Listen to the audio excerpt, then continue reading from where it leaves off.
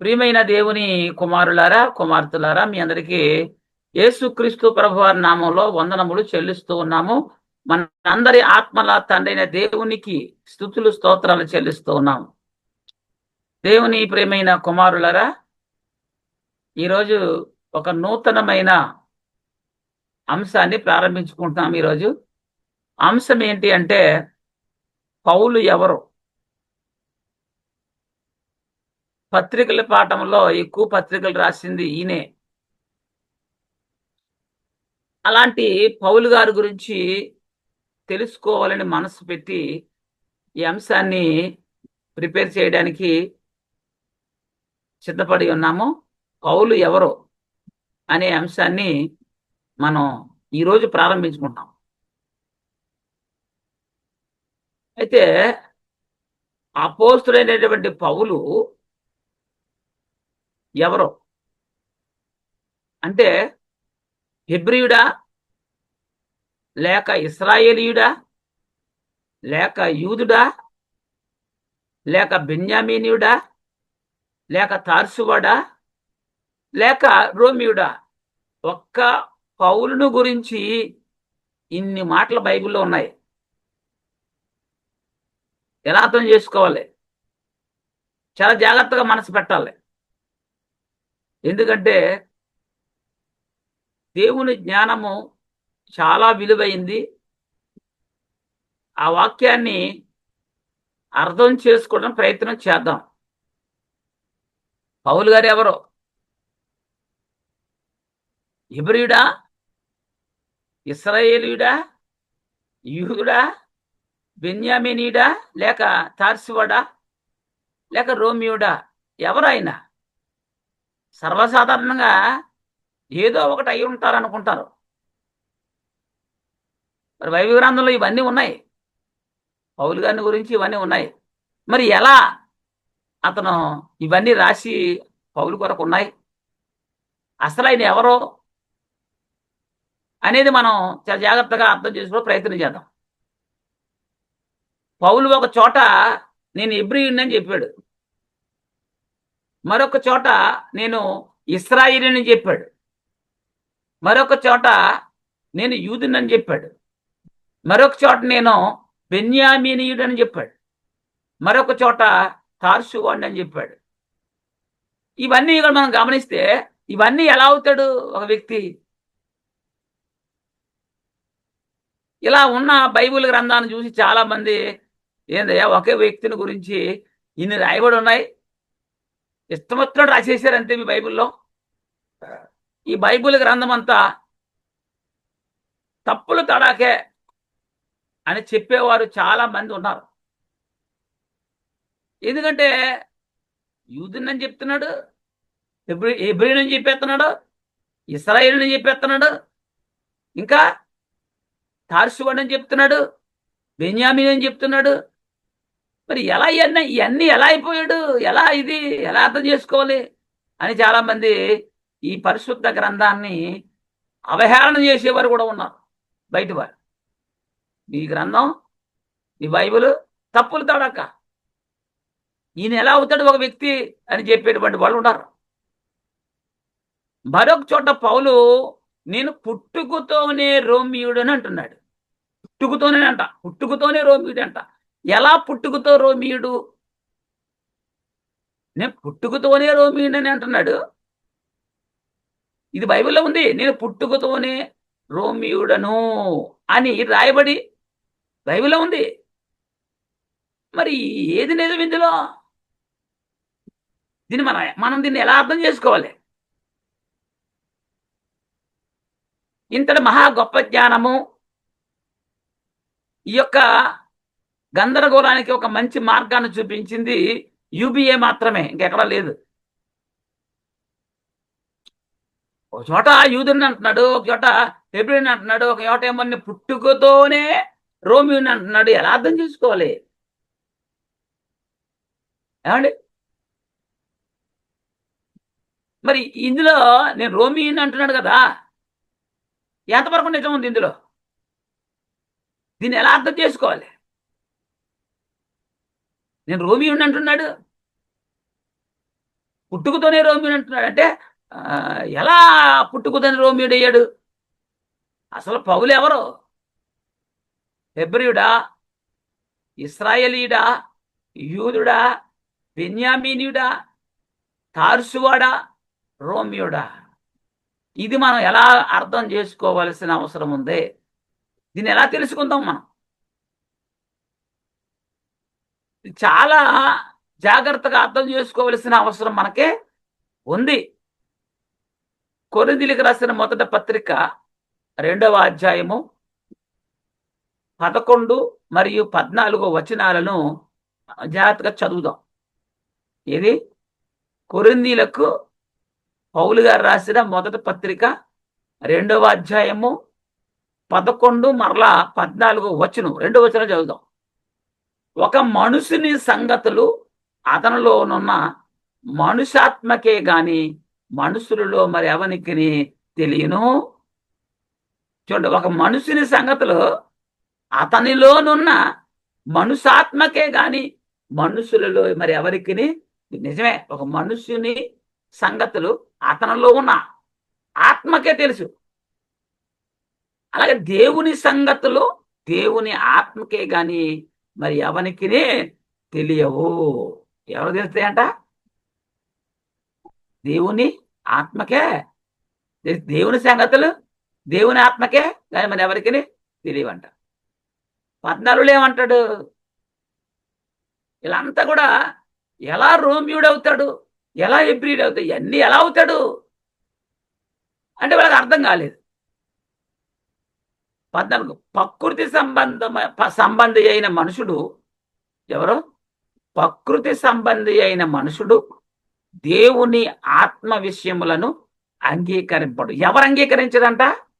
ప్రకృతి సంబంధమైన మనుషుడు దేవుని ఆత్మ విషయములను అంగీకరింపడు. అవి అతనికి వెరితనంగా ఉన్నాయి. అవి ఆత్మానుభవము చేతనే వివేచింపదగును గనుక అతడు వాటిని గ్రహింపజాలడు. అవి అర్థం కావాలంటే వాడు ఆత్మీయంగా జన్మించాలి. అది ఆత్మానుభవం చేతనే వివేచింపదగును అంటాడు. ఈ సంగతులు అర్థం కావాలి అంటే ఆత్మ మూలంగా మనము జన్మించి ఉండాలి. అట్టి వారికి మాత్రమే ఈ బైబిల్ గ్రంథం అర్థం అవుతుంది. ఎందుకు పౌలు అలా అన్నాడు? ఏమన్నాడు? హెబ్రీని అంటున్నాడు, యూదుని అంటున్నాడు, ఇజ్రాయేల్ అంటున్నాడు, బెన్యామీని వాడిని అంటున్నాడు, తార్సు వాడిని అంటున్నాడు, నేను పుట్టుకతోనే రోమియోని అంటున్నాడు. ఇవన్నీ ఎందుకు అన్నాడు అనేది అర్థం కావాలంటే మొదట నీవు వాక్యానుసారంగా అంటే ఆత్మీయంగా జన్మించాలి, లేదా కొత్తగా జన్మించాలి. అప్పుడు నీకు అర్థమవుద్ది. ఆత్మ మూలంగా జన్మించాలంటే ఎలా ఎలా జన్మిస్తారు? ఆత్మ మూలంగా జన్మించాలంటే ఎలా? బైబిల్ ఏం చెప్తుందంటే మార్కు 16 వచనాన్ని చాలా జాగ్రత్తగా గమనించాలి. ఏమంటున్నాడు? నమ్మి బాప్తిస్మము పొందినవాడు రక్షింపబడు. ఎవరు రక్షించబడతారంట? ఎవరు రక్షించబడతారంట? నమ్మి బాప్తిస్మం పొందినవాడు రక్షింపబడును, నమ్మని వానికి శిక్ష విధించబడును. ఇక్కడ నమ్మని వానికి, నమ్మిన వాడున్నాడు, నమ్మని వాడు, ఇద్దరు వ్యక్తులు ఉన్నారు అక్కడ. నమ్మి బాప్తిసం పొందినవాడు రక్షింపబడును. నమ్మి అంటే దేని నమ్మి, ఎవరన్నా నమ్మి? చాలా మంది బాప్తిసం తీసుకునేటప్పుడు పొరపాటు పడుతున్నారండి. ఏసెవరో తెలియకుండా, సువార్త అంటే ఏంటో తెలియకుండా, మార్పు చెందకుండా, మారు మనసు పొందకుండా, పశ్చాత్తాపడకుండా, ఏమండి బైబుల్ గ్రంథం గురించి తెలియకుండానే వీళ్ళు బాప్తిసాలు తీసేసుకుంటున్నారు. నమ్మి అంటే దేని నమ్మి, ఎవరు నమ్మి? నమ్మని వానికి, నమ్మిన వానికే శిక్ష, నమ్మిన వానికే రక్షణ ఉంది, నమ్మని వానికి ఏముంది? శిక్ష ఉంది. నువ్వు ఆత్మీయంగా జన్మించాలంటే నమ్మాలి సువార్తను. అపోస్తలుల కార్యాలు 2వ అధ్యాయము 38లో చాలా స్పష్టంగా చెప్పాడు పేతురు గారు. మీరు మారు మనసు పొంది పాప క్షమాపణ నిమిత్తం ముందు మారు మనసు పొంద. నువ్వు ఉన్నటువంటి మనసు ఉంది చూసావా, అది అపరాధముల చేతను పాపముల చేతను చచ్చిన వారి స్థితిలో ఉన్నావు నువ్వు. అది మారాలి.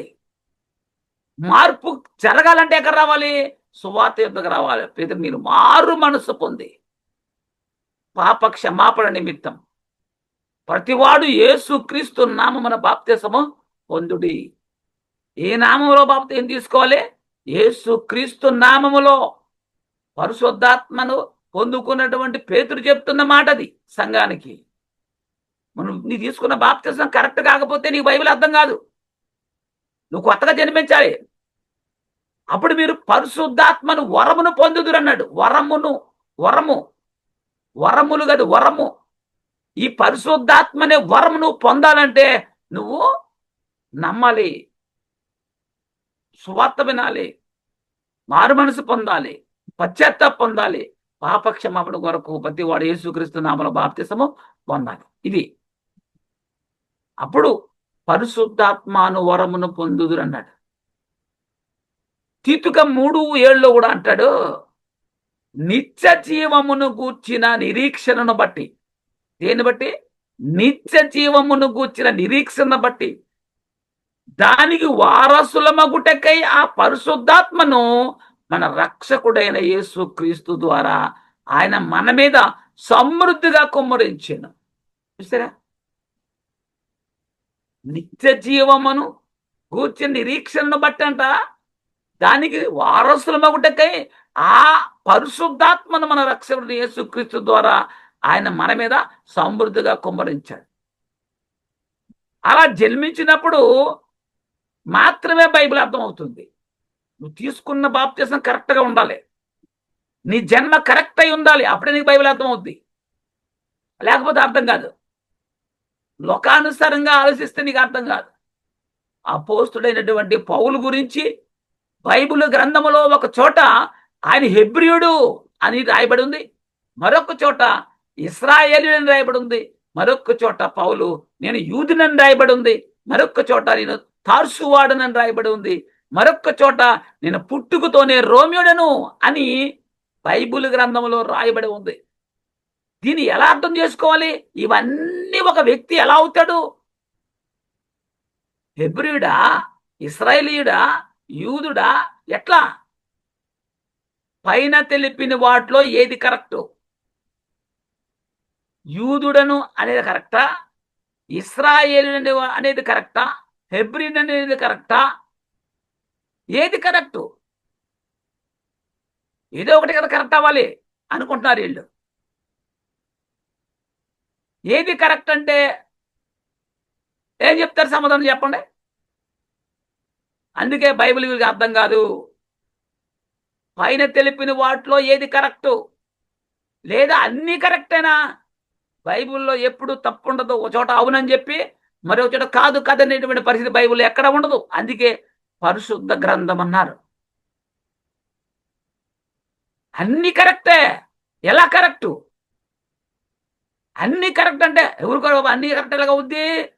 అయితే ఎబ్రియుడైనా అవ్వాలి, లేక బెన్యామీనుడై వాడైనా అవ్వాలి, యూదైనా ఉండాలి కదా. అన్ని ఎలాగ అవుతాడు అని అడిగిన వాడికి అన్ని కరెక్టే, పౌలు చెప్పినవన్నీ కరెక్టే అని మనం చెప్పినప్పుడు ఎలా కరెక్ట్ అనేది కూడా చెప్పాలి.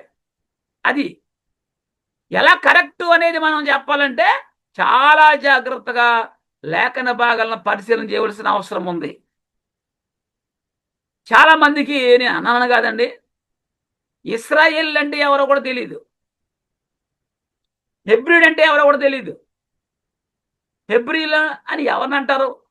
ఈ పదం ఎప్పుడు ఎవరికి వర్తిస్తుంది? యూదులు అంటే ఎవరు? ఇశ్రాయేల్ అంటే ఎవరు? ఇశ్రాయేల్ అన్నా, యూదులన్నా, హెబ్రీలన్నా ఈ 3 పదాలు ఒకటేనా? ఇది అర్థం కాదు చాలా మందికి. మనం ఈ అంశంలో యూబిఏలో ఈ యొక్క థియాలజీని విన్నప్పుడు నాకు చాలా ఆశ్చర్యం వేసింది. ఇంతటి లోతైనటువంటి అనుభవాన్ని తెచ్చారంటే దేవుని యొక్క జ్ఞానం నిజంగా ఆయనలో ఉంది. వివరణ అద్భుతంగా ఇచ్చారు. పౌల్ని హెబ్రీయుడు అన్నాడంటే ఎందుకు అన్నాడో చెప్పాడు అక్కడ. పౌలు నేను ఇశ్రాయేలు అన్నాడు అంటే ఎందుకు అన్నాడో చెప్పాడు అక్కడ. నేను యూదునని పౌలు చెప్పినప్పుడు ఎందుకు యూదుడు చెప్పాడు? అంటే ఆయన చెప్పినవన్నీ కరెక్టే. ఎలా కరెక్టో మనం ఆన్సర్ చేయగలిగితేనే ఈ మాటలు మనం చెప్పగలగాలి. వీడిని చూపించి పౌలు ఎవరని అడుగుతారు. ఏంటి పౌలు ఇన్ని చెప్తున్నాడు, ఇవన్నీ నేనే అంటున్నాడు. మరి మనం ఏమని సమాధానం చెప్పాలి? ఏమండి? తెల్లముఖం వేస్తారు తెలియకపోతే. ఏందయ్యా మీ బైబిల్లో పౌలు అన్ని చెప్పేస్తున్నాడు. అన్ని యూదులు అంటున్నాడు, హెబ్రీ అంటున్నాడు, యూదులు ఇవన్నీ ఏంటి ఎట్లా?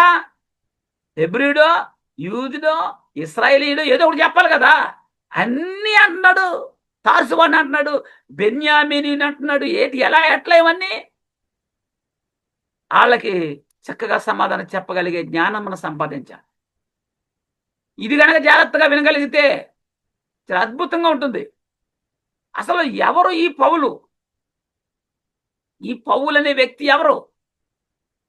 చాలా మందికి ఇది అర్థం కాదు, దాట వేస్తూ ఉంటారు. ఎందుకు అట్లా అన్నాడు? చాలా మందికి హెబ్రీయులన్నా, ఇశ్రాయేలన్నా, యూదులన్నా ఒకటే కాబట్టి అలా అన్నాడో, అది కూడా కరెక్ట్ కాదు. ఎందుకు అన్నాడో చెప్పాలి మనం. అది ఈ సంగతులు అర్థం కాని వారికి మనం ఎలా సమాధానం అర్థమయ్యేలా చెప్పాలి, ఇది ఆలోచించాలి. దేవుడు నమ్మదగిన వాడు. క్రీస్తు అవునని చెప్పి కాదని అనేవాడు కాదని, ఆయన అవునన్నట్టుగానే ఉన్నాడనే సంగతి మన బైబిల్లో చూసాము. అందరికీ తెలిసినటువంటి సత్యం. మరి ఎలా రాయబడింది అక్కడ? ఎలా అవును అనేది మనం చెప్పగలగాలి. అయితే పౌలుని గురించి బైబిల్ గ్రంథంలో ఇలా ఎందుకు రాయబడింది? పౌలు గారి గురించి బైబిల్ గ్రంథంలో ఇలా ఎందుకు రాయబడింది? బైబిల్లో పౌలు హెబ్రీయుడు అని రాయబడి ఉంది. ఒక్కొక్క మాటను వివరంగా తెలుసుకుందామా ఎందుకు అన్నాడో. అది జాగ్రత్తగా విన్నప్పుడు నిజంగా ఆశ్చర్యం వేస్తూ ఉంటుంది మనకి. ఎస్ కరెక్టే, పౌలు చెప్పింది అనిపిస్తుంది మనకి. మొదటి పాయింట్ ఏంటంటే బైబిల్ గ్రంథంలో పౌలు అంటాడు నేను హెబ్రీయుడను అని అన్నాడు. అది రాయబడి ఉంది. ఎక్కడ? పౌలు కొరింథీ సంఘానికి రాస్తున్న 2వ పత్రిక 11వ అధ్యాయము 22వ వచనంలో ఉంది. 2 కొరింథీ 11:22 వచనంలో ఇది ఉంది. వారు చూడండి ఇక్కడ ఏమన్నాడు? వారు హెబ్రీలా అన్న తర్వాత నేనును హెబ్రీయుడినే. వారు హెబ్రీలా? నేనును హెబ్రీయుడినే. వారు ఇశ్రాయేలీలా? నేనును ఇశ్రాయేలుడినే. వారు అబ్రహాము సంతానమా? నేనును అటివాడినే అంటున్నాడు. ఇది చాలా జాగ్రత్తగా అర్థం చేసుకోవాల్సిన అవసరం ఉంది. రోమాపత్రిక 11వ అధ్యాయము 1వ వచనంలో కూడా అలాగైనా ఎడలా నేను అడుగునాదేమనగా దేవుడు తన ప్రజలను విసర్జించిన అట్లా అనరాదు. నేను కూడా ఇశ్రాయేలీయుడను, అబ్రహాము సంతానమందలి బెన్యామీను గోత్రమునందు పుట్టినవాని అంటున్నాడు. నేను కూడా ఇశ్రాయేలీయుడను, అబ్రహాము సంతానమందలి బెన్యామీను గోత్రమునందు పుట్టినవాడిని అని చెప్తున్నాడు. ఎలా అర్థం చేసుకోవాలి? ఇంకా నేను యూదుడను అంటున్నాడు. ఎక్కడెక్కడ ఈ వచనాలు ఉన్నాయో మనం చూస్తున్నాం. ఇప్పుడు అపోస్తుల కార్యాలు 21వ అధ్యాయము 39వ వచనం. అందుకు పౌలు నేను కిలికియాలోని తార్సువాడనైన యూదుడను. ఎక్కడ? కిలికియాలోని తార్సువాడనైన యూదుడను, ఆ గొప్ప పట్టణపు పౌరుడను. ఏ గొప్ప పట్టణం అంట? తార్సు అనేది ఒక గొప్ప పట్టణం. ఆ పట్టణపు పౌరుడని నేను జనులతో మాట్లాడుటకు నాకు సెలవిమ్మని వేడుకొనుచున్నానని చెప్పాడు. ఈ వచనంలో పౌలు గారు ఆయన అడ్రస్ మనకి ఇక్కడ రాయబడింది. ఎందుకంటే నేను తార్సువాడనై ఉన్నానని చెప్తున్నాడు, యూదుడని చెప్తున్నాడు. ఏమండి? ఆ గొప్ప పట్టణపు పౌరుని చెప్తున్నాడు. పౌలు ఎవరంటే నేను బెన్యామీను గోత్రములో పుట్టిన వాడిని చెప్తున్నాడు. ఇది ఎక్కడ? ఫిలిప్పు ఫిలిప్పీలకు రాసిన పత్రిక 3:5-6 చూస్తే 8వ దినమున సున్నతి పొందిన ఇశ్రాయేలు వంశపు వాడనై బెన్యామీను గోత్రంలో పుట్టిన హెబ్రీల సంతానమైన హెబ్రియుడనైన ధర్మశాస్త్రము విషయములో పరిచర్యుడనై అని ఉంది. 5వ వచనంలో ఏమంటున్నాడు? ఆయనంట ఇశ్రాయేలు వంశపు వాడనై బెన్యామీను గోత్రములో పుట్టాడు. ఎక్కడ పుట్టాడు అంటే బెన్యామీను గోత్రంలో పుట్టాడంట. ఇశ్రాయేలు వంశపు వాడని అంటున్నాడు, హెబ్రీనైన్ అంటున్నాడు. ఆసక్తి విషయము సంఘమును హింసించు వాడనై ధర్మశాస్త్రం వలని నీతి విషయము అనింద్యుడనై ఉంటేనే అంటున్నాడు. మార్పు చెందక ముందు ఎలా ఉన్నాడు చెప్తున్నాడు ఇక్కడ. ఇక నేను తార్సువాడని అంటున్నాడు. ఎక్కడ? అపోస్తుల కార్యాలు 22:3. అపోస్తుల కార్యాలు 22:3 నేను కిలికియాలోని తార్సులో పుట్టిన యూదుడను. అయితే ఈ పట్టణములో గమలియేలు పాదముల యొద్ద పెరిగి మన పితరుల ధర్మశాస్త్ర సంబంధముకు నిష్టయందు శిక్షితులనై మీరందరూ నేడు ఉన్న ప్రకారము దేవుని గూర్చి ఆసక్తుడనై ఉండి అంటాడు. ఈ వచనంలో తార్సులో పుట్టినవాడు. అపోస్తుల కార్యాలు 21:39. అందుకు పౌలు నేను కిలికియాలోని తార్సువాడనైన యూదుడను. ఏ పట్టణంలో పుట్టాడో, ఏ పట్టణ పౌరుడో చెప్తున్నాడు. తార్సువాడను, తార్సులో పుట్టినవాడను, ఆ గొప్ప పట్టణపు పౌరుడని చెప్తున్నాడు. అపోస్తుల కార్యాలు 9:10-11 దమస్కోలో అననీయ అను ఒక మనుషుడు ఉండెను. యేసు ప్రభు చెప్తున్న మాటలు ఇవి. ఎవరితో? ఏమండి? అననీయతో. ప్రభు దర్శనమందు అననీయ అని అతన్ని పిలవగా అతడు ప్రభువా అన్నాడు. అననీయ గారు అననీయ ఏమన్నాడు? ప్రభువా అన్నాడు. ఇదిగో నేనున్నా. అందుకు ప్రభువు నీవు లేచి తిన్ననిదనబడిన వీధికి వెళ్ళి, ఎక్కడైతే అననీయ ఉన్నాడో ఆ ఇంటి దగ్గర నుంచి తిన్నని దనబడిన వీధికి వెళ్ళి యూదా అనువాని ఇంట తార్సువాడైన సౌలు. ఎవరంట? తార్సువాడు అయినటువంటి సౌలు అని వాని కొరకు విచారించుము, ఇదిగో అతడు ప్రార్థన చేయించున్నాడు అన్నాడు. అంటే యేసుక్రీస్తే పౌలు ఏమన్నాడు? తార్సువాడైన సౌలు అన్నాడు. నేను పుట్టుకతోనే రోమియుడని అంటున్నాడు పౌలు. ఎక్కడ? అపోస్తుల కార్యాలు 22:27-28. అప్పుడు సహస్రాధిపతి వచ్చి అతన్ని చూసి, నీవు రోమియుడువా? అది నాతో చెప్పు మనగా అతడు అవునని చెప్పాను, నేను రోమియుడను అని చెప్పాడు. శాస్త్రాధిపతి నేను ద్రవ్యమిచ్చి ఏమన్నాడండి? బహుధనమునిచ్చి ఈ పౌరసత్వం సంపాదించుకుంటున్నా నేను. ఎవరో? ఈ సహస్రాధిపతి అట రోమా పౌరసత్వాన్ని కొనుక్కున్నాడంట బహుద్రవ్యమిచ్చి. అందుకు పౌలు, నేనైతే నువ్వు కొనుక్కున్నావు, డబ్బుచ్చి కొనుక్కున్నావు, నేనైతే కొనుక్కోలేదు, పుట్టుకతోనే రోమియుడు అంటున్నాడు. ఎలా పుట్టుకతో రోమియుడు? ఇది మరి అర్థం కావాలి కదా మనకే. అపోస్తులైన పౌలు హెబ్రియుడా, ఇశ్రాయేలీయుడా, తార్సువాడా, పుట్టుకతోనే రోమియుడా? ఏది నమ్మాలి? ఎలా నమ్మాలి ఈ వాక్యాన్ని? అసలు ఎవరు ఈ పౌలు? ఎవరి పౌలు? ఇది చాలా అర్థం చేసుకోవాలి. చాలా మందికి ఇది అర్థం కాదు. ఎలా అర్థం చేసుకోవాలో ప్రయత్నం చేయాలి.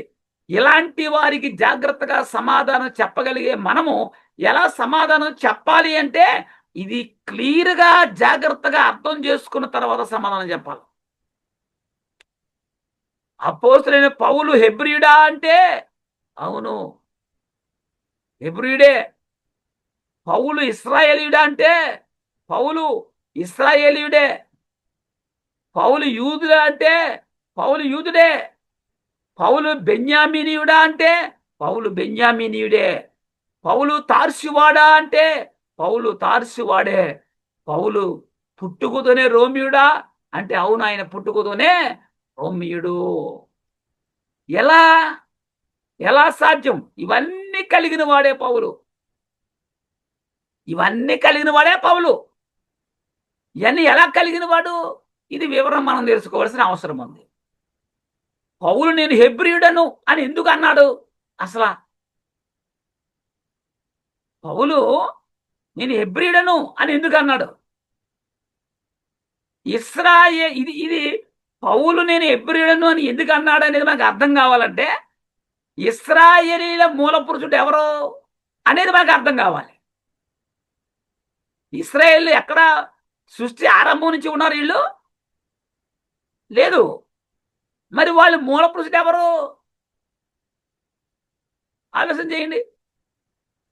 ఇశ్రాయేలీల మూల పురుషుడు ఎవరు? అబ్రహాం గారు. అబ్రహాం గారే వారు ఇశ్రాయేల్ యొక్క మూల పురుషుడు. అబ్రహాముకు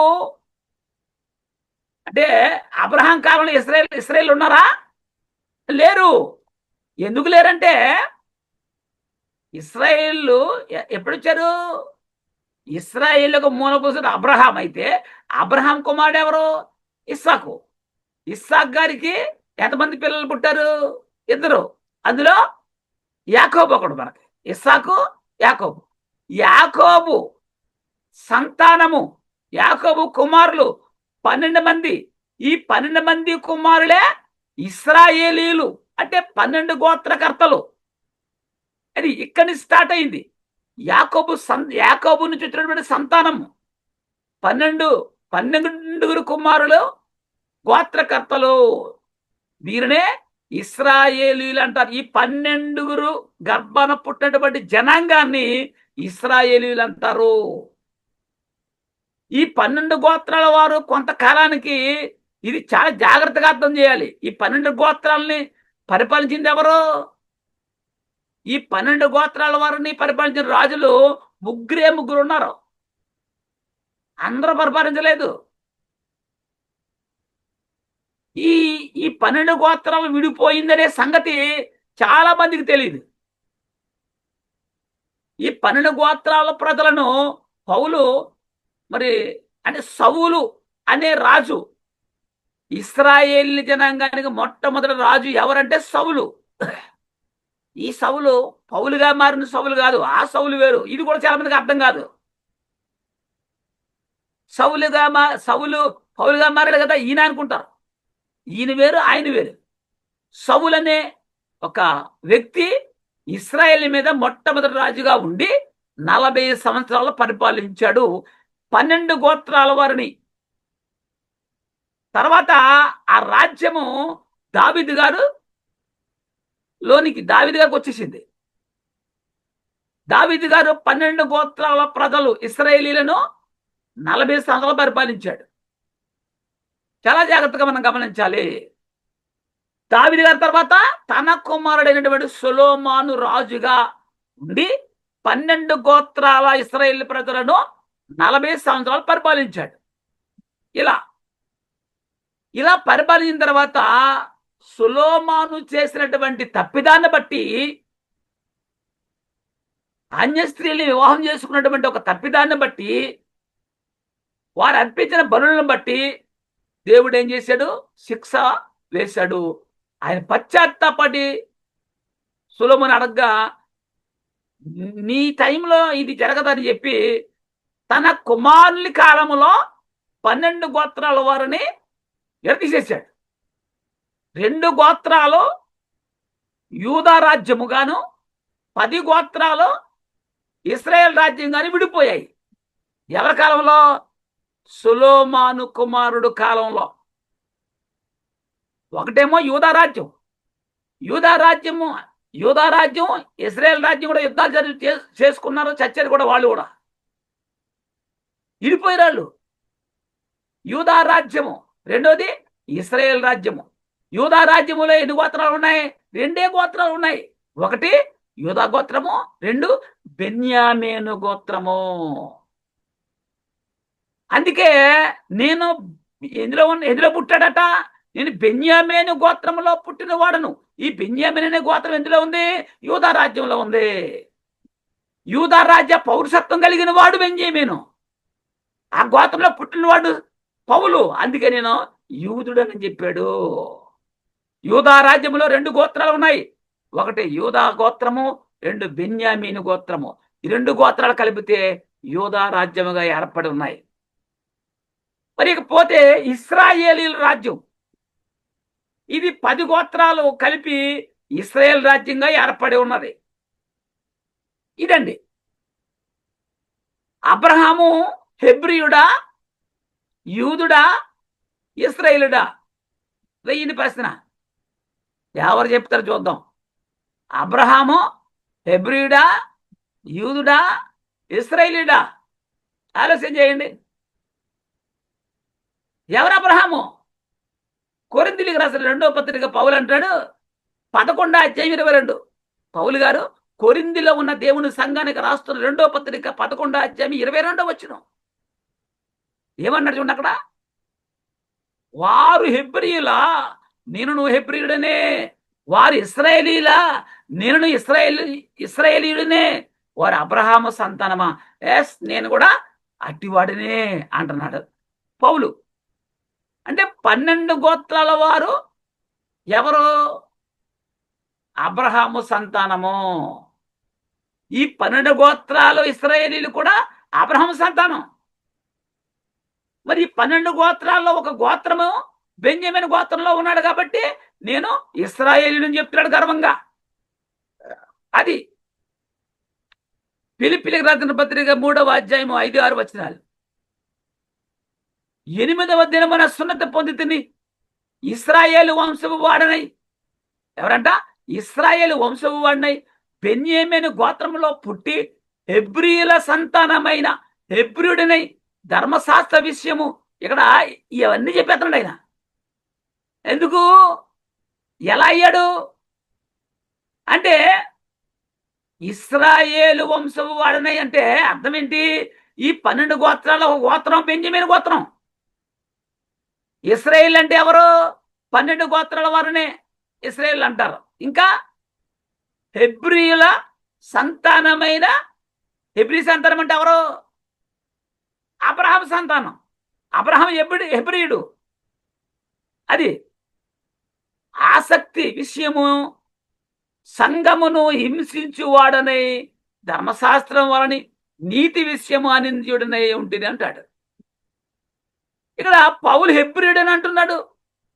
పౌలు ఎలా హెబ్రీయుడు అయ్యాడు? ఇశ్రాయేలుడు అంటే ఎందుకయ్యాడు? ఇశ్రాయేలు నేను ఇశ్రాయేలుని అన్నాడు కదా. ఎలా ఇశ్రాయేలుడు అయ్యాడు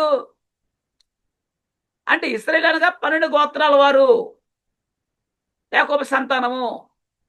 వీరిలో ఒక గోత్రం, ఒక కుమారుడు, ఒక బెన్యామీను అనే గోత్రంలో పుట్టినవాడు కాబట్టి ఇశ్రాయేలుడు అన్నాడు.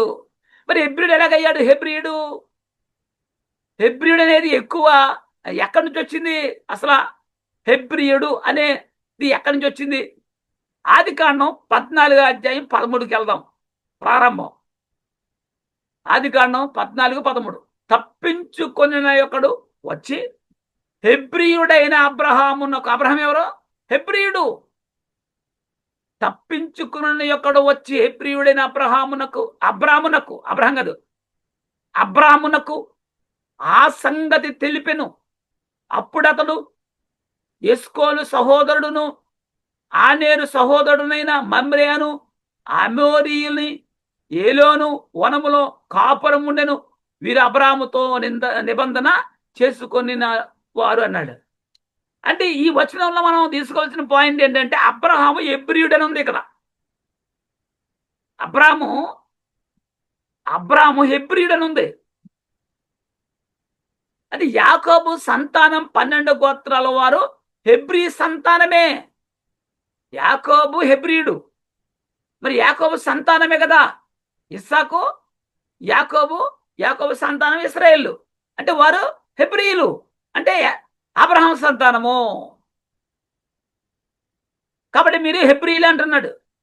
యాకోబు సంతానం హెబ్రీయులు అని బైబిల్లో ఉందా? బైబిల్ చెప్తుందా? నిర్గమాకాండం 1వ అధ్యాయం చూడండి ఒకసారి. యాకోబు సంతానమును హెబ్రీయులని బైబిల్ చెప్తుందా?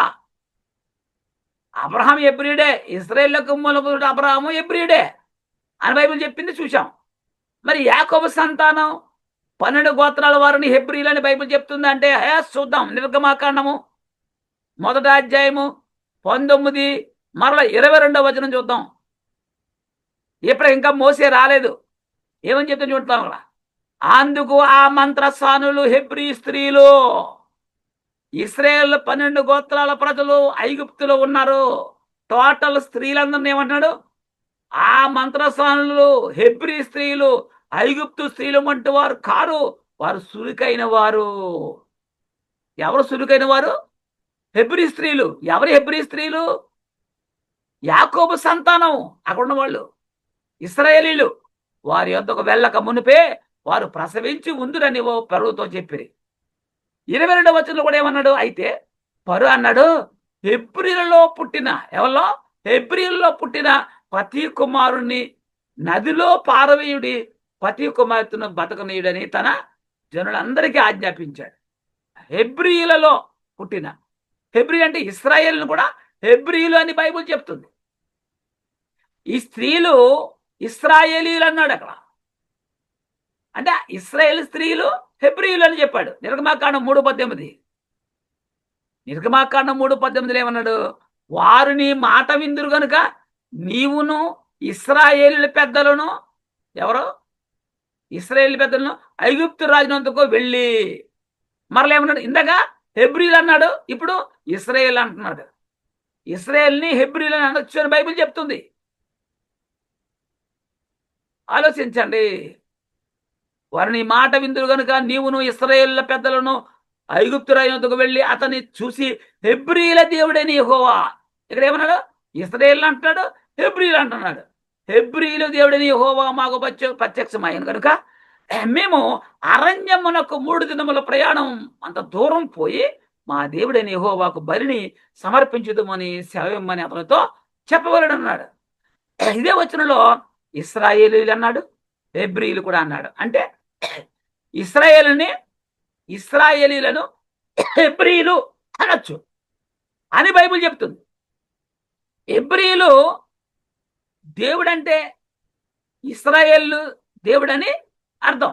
హెబ్రీయుల దేవుడు అంటే ఇశ్రాయేల్ దేవుడని, ఇశ్రాయేల్ దేవుడు అంటే హెబ్రీయుల దేవుడని అర్థం.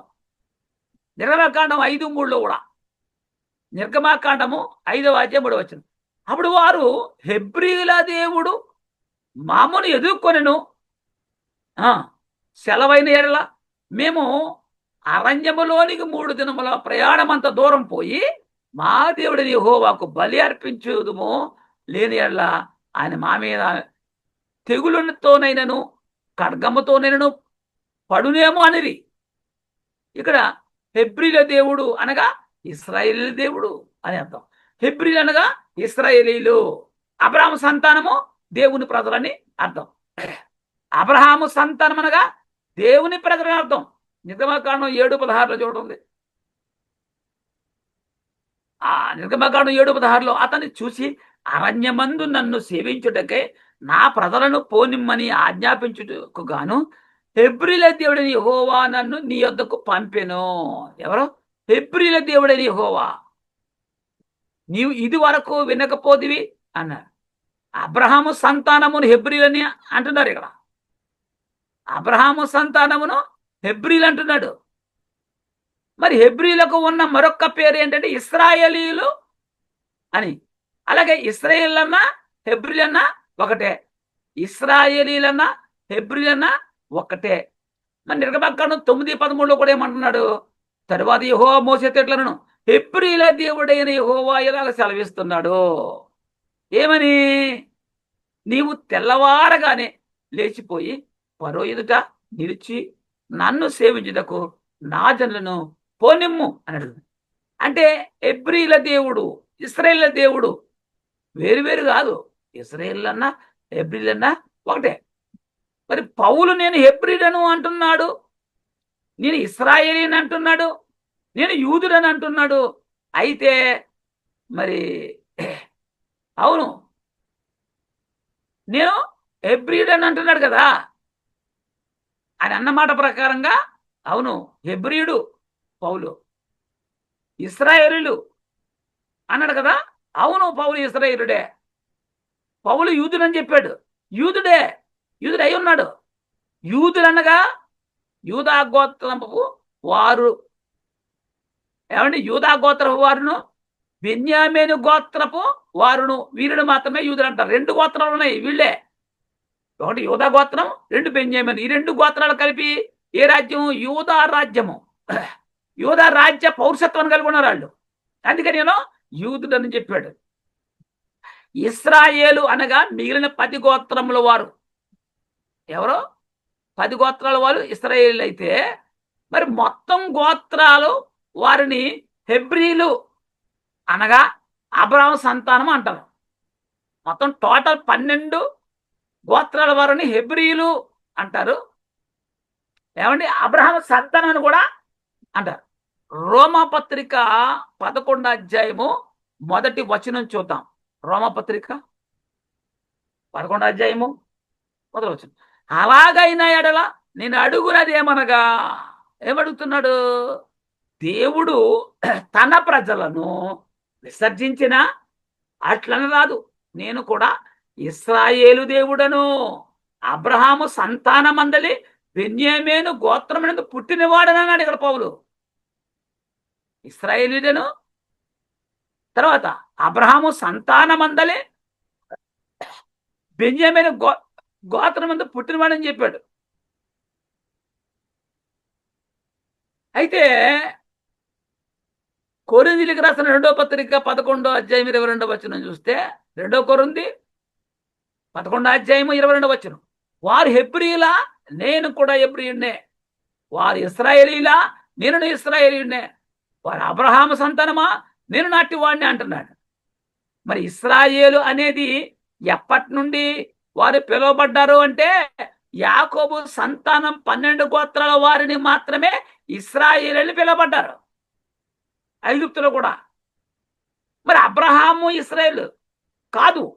అబ్రహాము ఇశ్రాయేల్ అంటే కాదు. ఎందుకు అంటే అప్పటికి యాకోబు లేడు, అతని సంతానము లేదు. కాబట్టి అబ్రహాం కేవలము హెబ్రీయుడు మాత్రమే. అబ్రహాము ఇశ్రాయేలుడు కాదు. ఎందుకు కాదంటే అప్పుడు ఇశ్రాయేలు లేరు, యాకోబు లేడు కనుక. పౌలు నేను అబ్రహాము సంతానము కాబట్టి నేను హెబ్రీయుడు అని అంటున్నాడు. అబ్రహాము హెబ్రీయుడు కాబట్టి అతని సంతానం కూడా హెబ్రీయులే. నేను ఇశ్రాయేలుడను అంటున్నాడు అంటే, నేను యాకోబు సంతానము కాబట్టి, అంటే యాకోబు సంతానం 12 గోత్రముల్లో ఒక గోత్రమైన బెన్యామీను గోత్రంలో పుట్టినవాడు కాబట్టి నేను ఇశ్రాయేలీయుడని అని చెప్తున్నాడు. అది నేను యూదులను అంటున్నాడు. మరలా ఇది ఎలా అర్థం చేసుకోవాలి? నేను ఇశ్రాయేలు అని చెప్పాడు, బాగానే ఉంది, మళ్ళా యూదులు అంటున్నాడు. మరి ఇది ఎలా ఆలోచించండి. యూదా రాజ్యవాసిగా ఉన్నాడు విడిపోయిన తర్వాత. 1 యూదా రాజ్యము, 2 ఇశ్రాయేల్ రాజ్యం విడిపోయారు. కాబట్టి పౌలు ఏ రాజ్యవాసిగా ఉన్నాడు? ఏ రాజ్య పౌరుడుగా ఉన్నాడు? నేను యూదుడను అంటున్నాడు. అంటే నేను యూదా రాజ్యవాసిని అనగా యూదా పౌరసత్వాన్ని కలిగి ఉన్నాను, అందులో ఉన్నటువంటి బెన్యామీను గోత్రములో పుట్టినవాడని. కాబట్టి ఇందులో ఆయన నేను యూదుడు అని చెప్తున్నాడు. అది ఎలా యూదయ్యాడంటే యూదా రాజ్య పౌరుషత్వాన్ని కలిగి ఉన్నాడు, అందులో బెన్యామీను గోత్రంలో పుట్టాడు కాబట్టి నేను యూదుడని చెప్తున్నాడు. ఒక మాట చెప్పాలంటే పౌలు బెన్యామీను గోత్రంలో పుట్టినవాడు. వీరు యూదా రాజ్య పౌరుషత్వాన్ని కలిగి ఉన్నారు కాబట్టి నేను యూదుడని చెప్పాడు. అపోస్తుల కార్యాలు 21వ అధ్యాయంలో 37, 38, 39 వచనాలు మనం జాగ్రత్తగా చదువుకుందాం. అపోస్తుల కార్యాలు 21, 37 నుండి చదువుకుందాం. వారు పౌలును కోటలను తీసుకుని పోవనై ఉండగా వారు పౌలును కోటలోనికి తీసుకుని పోవనై ఉండగా అతడు పై అధికారిని చూసి, నేను నీతో ఒక మాట చెప్పవచ్చునా అన్నాడు. పౌలు అడిగాను. అందుకు అతడు ఏమన్నాడు, గ్రీకు భాషకు నీకు తెలియని అడిగి గ్రీకు భాష నీకు తెలియని అడిగాడు. ఈ దినమునకు మునుపు రాజద్రోహమునకు రేపే నరహంతకులైన 4,000 మంది మనుషులను అరణ్యమునకు వెంట పెట్టుకుని పోయి, ఐగుప్తియుడవు నీవు కావా అని అడిగాను. అందుకు పౌలు, నేను కిలికియాలో తార్సువాడనైన యూదుడను. ఏమన్నాడు? నేను కిలికియాలోని తరుసువాడనైన పౌలను, తరుసువాడనైన యూదుడని అంటున్నాడు. ఆ గొప్ప పట్టణ పౌరులను జనులతో మాట్లాడక నాకు సెలవు ఇమ్మని వేడుకొనిచున్నాను అడిగాడు, చెప్పాడు. తారుసు అనే గొప్ప పట్టణం. నేను హెబ్రియుడను అంటే అబ్రహాము సంతానము బట్టి అలా మాట్లాడాడు. పౌలు నేను హెబ్రియుడు ఎందుకు చెప్పాడంటే, పౌలు అబ్రహాము సంతానమును కాబట్టి నేను హెబ్రియుని చెప్పాడు. నేను ఇశ్రాయేల్ అని చెప్పాడు. ఎందుకు? ఇశ్రాయేల్ 12 గోత్రాల్లో ఒక గోత్రమైన బెంజమిన్ గోత్రంలో పుట్టినవాడు కాబట్టి నేను ఇశ్రాయేల్ అని చెప్పాడు. యాకోబు సంతానము ఇశ్రాయేల్ కాబట్టి నేను యూదుడనని అన్నాడు. ఎందుకన్నాడు? యూదా రాజ్యవాసిగా యూదా రాజ్య పౌరుషత్వాన్ని కలిగి ఉన్నాడు కాబట్టి, యూదా రాజ్యములో బెన్యమీను గోత్రములో పుట్టినవాడు కాబట్టి నేను యూదుడని చెప్పాడు. యూదా రాజ్య పౌరుషత్వం కలిగిన వాడు కాబట్టి ఆ మాట అన్నాడు. కనుక ప్రియమైన సహోదరులరా, చాలా అద్భుతంగా ఈ ప్రసంగం ఉంది. మరి మీకైతే ఎలా ఉన్నా తెలియదు, కానీ మహాజ్ఞానం అనేది మన ముందు ఉంచబడింది. ఎలా యూదుడు, ఎలా హెబ్రియుడు, ఎలా ఇశ్రాయేలీయుడు, ఎలా తార్సువాడు, ఎలా రోమియుడు, ఇవన్నీ కూడా వివరంగా విపులంగా మనకు చెప్పడం జరిగింది. ఎవరైతే బైబిల్ అర్థం కాక ఈ తప్పులు తడక అంటున్నారో వారికి చాలా క్లియర్ కట్గా అర్థమయ్యే రీతిలో చెప్పగలిగే జ్ఞానం మనం సంపాదించుకున్నాం ఇంతవరకు. మిగిలిన భాగాన్ని వచ్చే వారము నేర్చుకుందాము. ఈ వాక్యాన్ని విన్న ప్రతి వ్యక్తి యొక్క హృదయంలో కూడా దేవుడు నాటి నీరుగట్టి ఫలింపులకు తెచ్చును గాక. ఆమేన్. సహోదరులందరికీ యేసుక్రీస్తు ప్రభువారి నామంలో వందనాలు చెల్లిస్తూ ఉన్నాం. అందరికీ వందనాలు.